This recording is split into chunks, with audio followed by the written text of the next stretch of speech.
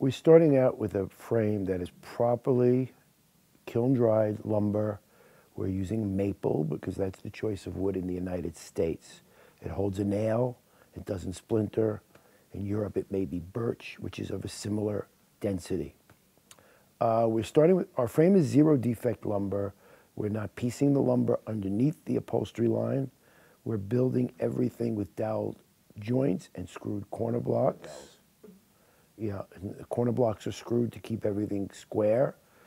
And the integrity of the frame is not compromised in any manner, which allows for a foundation to build our furniture. We start with a shellac that's an organic product. It's firm.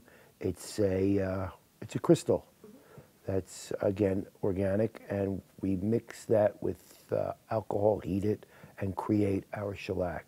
We use a very thin shellac as opposed to a poured shellac that you'll get in a can. We're putting about 20 to 30 coats, sometimes even more, depending on the actual finish.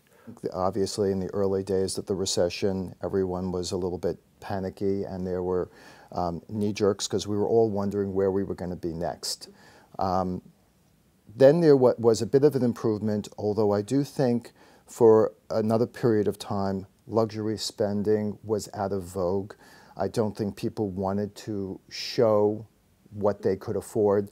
I think we've gotten pretty much past that. I do feel that there's increasing strength in the marketplace. Our client list has actually doubled in the past couple of years, and we're seeing a lot of new inquiries, and I feel it's a very positive thing.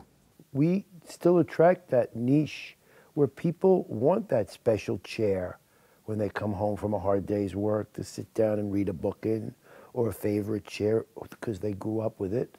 So it need not just be that 1% that everyone speaks of. We do attract a group that appreciates a handmade suit or a bespoken pair of shoes.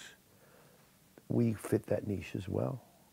The materials that go into it, and it's also a green piece, meaning that the construction really is green, everything about the piece. It gives it life, and this is the kind of piece that you're going to, it should never be thrown out. It can be passed on, and it's a generational sort of piece.